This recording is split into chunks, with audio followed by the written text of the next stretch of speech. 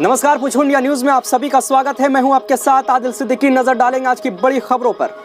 शनिवार को समाजवादी पार्टी के प्रमुख अखिलेश यादव ने आजमगढ़ और मिर्जापुर में जनसभाओं को संबोधित किया। इस दौरान अखिलेश यादव ने कहा कि 7वें चरण में बीजेपी को जनता 7 समुद्र पार फेंक देगी। अखिलेश यादव ने कहा कि वैसे तो बीजेपी अपने आप को दुनिया की सबसे बड़ी पार्टी कहती है, लेकिन हमने और आपने देखा है कि डबल इंजन की सरकार और उनके नेता लगातार झूठ बोल रहे हैं। अखिलेश ने कहा कि इस बार धुआंधार वोट होगा, जिससे बीजेपी के लोग धुआं हो जाएंगे।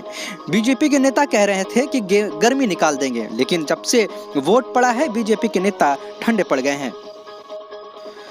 अखिलेश यादव ने आजमगढ़ में कहा कि बीजेपी नेताओं ने अपने गाड़ी से झंडा उतारना शुरू कर दिया है। अब जब आजमगढ़ के बूथों पर वोट पड़ेगा तो बीजेपी के बूथों पर भूत नाचेंगे। जो लोग गर्मी निकालने की बात कर रहे थे उनकी जनता भाप निकाल देगी। अखिलेश ने कहा कि आपने गाना तो सुना होगा कि यूपी में काबा। अखिलेश ने कहा कि यूपी में इस बार बाय बाय बा बा बा। और एक गाना भी सुना होगा आपने, यूपी में काबा, यूपी में काबा, इस बार बाय बाय बाबा बा। यूपी में काबा, बाय बाय बाबा बा। प्रधानमंत्री नरेंद्र मोदी ने शनिवार को वाराणसी ग्रामीण में जनसभा को संबोधित किया। पीएम मोदी ने कहा कि ये चुनाव प्रो इनकम्बेंसी चुनाव है। पीएम ने कहा कि पूरा यूपी इस बार एकजुट होकर कह रहा है कि आएगी तो भाजपा ही, आएंगे तो योगी ही। मोदी ने कहा कि जनता घोर परिवारवादियों को नकार चुकी है।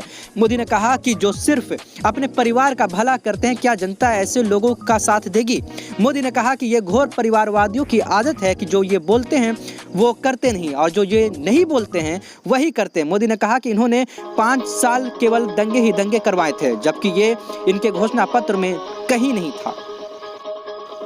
वैसे तो यूपी विधानसभा चुनाव अब आखिरी पड़ाव में पहुंच चुका है, लेकिन इसी बीच आज भाजपा सांसद रीता बहुगुणा जोशी के बेटे मयंक जोशी ने सपा का दामन थाम लिया। हालांकि इसकी अटकलें कई दिनों से थी, जिस पर आज शनिवार को सपा अध्यक्ष अखिलेश यादव ने विराम लगाते हुए अपने चुनावी मंच से इसकी घोषणा कर दी। आजमगढ़ में चुनावी रैली को संबोधित करते हुए मयंक जोशी के सपा में शामिल होने की बात कही। रूस ने संयुक्त राष्ट्र सुरक्षा परिषद से कहा कि वह यूक्रेन में फंसे भारत के छात्रों को निकालने के लिए तैयार है। रूस ने यह भी कहा कि वह उसकी बसें पूर्वी यूक्रेन के शहरों खार्किव और सुमी जाने के लिए तैयार खड़ी है, और इसके जरिए वह भारत के साथ साथ दूसरे मुल्कों के लोगों को भी यूक्रेन से निकाल कर लाएगा। संयुक्त राष्ट्र सुरक्षा परिषद की एक बार फिर शुक्रवार को आपात बैठक बुलाई गई थी। यह आपात बैठक रूस के द्वारा यूरोप के सबसे बड़े न्यूक्लियर पावर प्लांट पर किए गए हमले के बाद बुलाई गई थी। हालांकि हमले के बाद पावर प्लांट में लगी आग को जल्द ही बुझा लिया गया था, लेकिन इससे यूरोप के तमाम देशों में खलबली मच गई थी। इस बीच यह खबर भी आई कि यूक्रेन ने इस पावर प्लांट पर फिर से कब्जा कर लिया है। इस बड़ी खबर में फिलहाल इतना ही। खबरों से अपडेट रहने के लिए हमारे YouTube चैनल को सब्सक्राइब करें, साथ ही डिजिटल कैन प्लेटफॉर्म पर भी हमें फॉलो कर सकते हैं। नमस्कार।